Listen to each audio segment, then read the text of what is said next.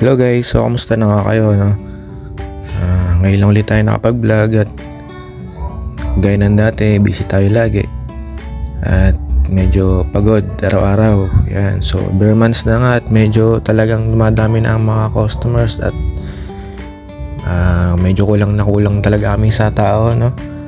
So medyo napapagod talaga tayo kaya wala tayo masyadong time makapag-vlog. So yan nga, nagluluto nga ako ng gulay guys.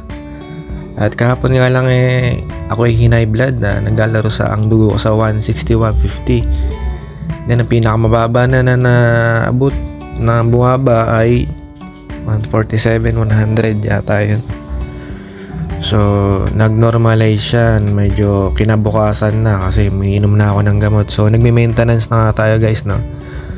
At diagnose tayo ng hypertension stage 2. Sa inheritance nito, nasa lahi na medyo talagang high blood sa pamilya, namamana-mana natin yan. So ayun nga guys, nagisa nga ako ng gulay dyan. At yun nga, para may lasa-lasa ng konti, sinawagan ko naman ng karne. Kaya mag-alala guys, hindi ko naman masyadong kakainin yung karne na yan. Bali, pampalasa lang. So hindi rin siya ganong kataba guys, malalaman yan, kaya don't you worry. Yeah. So medyo kinabahan talaga ako ng konti guys, no, sa nangyari sa akin kasi talagang first time ko naramdaman yung namanhid yung aking mga kamay ko, nahilo at talagang naglambot ako, no? Kasi parang na-trauma talaga akong kumain ng madami. So kahapon nga, buong maghapon is talagang nakadalawang subo lang yata ako ng kanin. Nagsaging lang ako, pineapple, mapak lang ako ng gulay. Yan. So gusto ko lang ding makapag-vlog, no? Baka para kahit paano malibang-libang.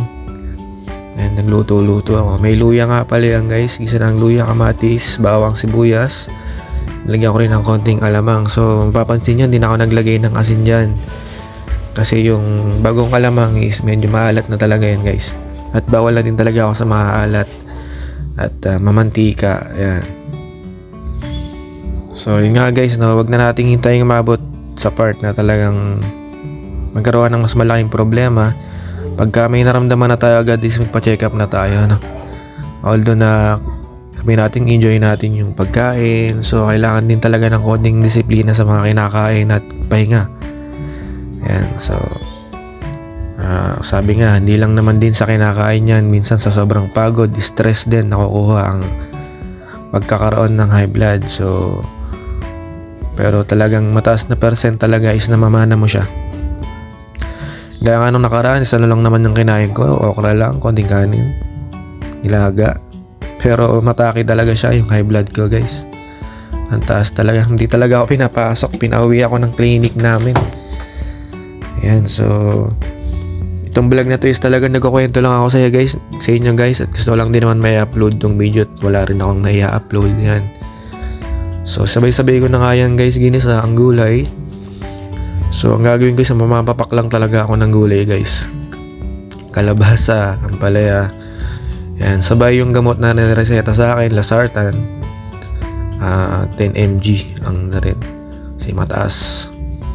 So sa follow-up check-up ko siguro tatanungin ko baka pwede na ako magbaba ng milligram ng iniinom kasi medyo nakatakot din talaga yung uminom ng matataas na grams ng gamot. Although yung in-advise sa akin kasi kasagsagan pa ng taas ng dugo ko. So the next time siguro pwede na siyang ibaba. Malagay ko lang naman. So madali lang lutuin to guys. Hindi ako masyadong nag-overcook ng gulay. Medyo hapok lang. Gusto ko yung medyo hindi siya lusak. Medyo na may crunch ng konti. Medyo ng konti, malutong-lutong ng konti. And sa ngayon, tubig-tubig muna. Hindi naman goodbye sa alak, no? Nakakalungkot naman yan. Siguro talagang lilimitahan na natin yung pag-inom siguro. Dati kasi once a week, siguro na 2 beses, 3 minsan miinom, which is talagang hindi maganda. So nag-trigger siguro yung high blood ko. Ayan. So ingat-ingatan natin sarili natin guys, no? At syempre mahalin natin sarili natin. Minsan talagang huli na or minsan kailangan talaga agapan natin para talagang maapula agad yung namumuong sakit sa atin, no? So ayun nga guys, medyo malamlang ang boses natin at medyo naglalambot pa tayo. Salamat sa inyong panonood at sana kahit ganito lang, suportahan nyo pa rin ako. Maraming salamat sa inyong lahat. God bless.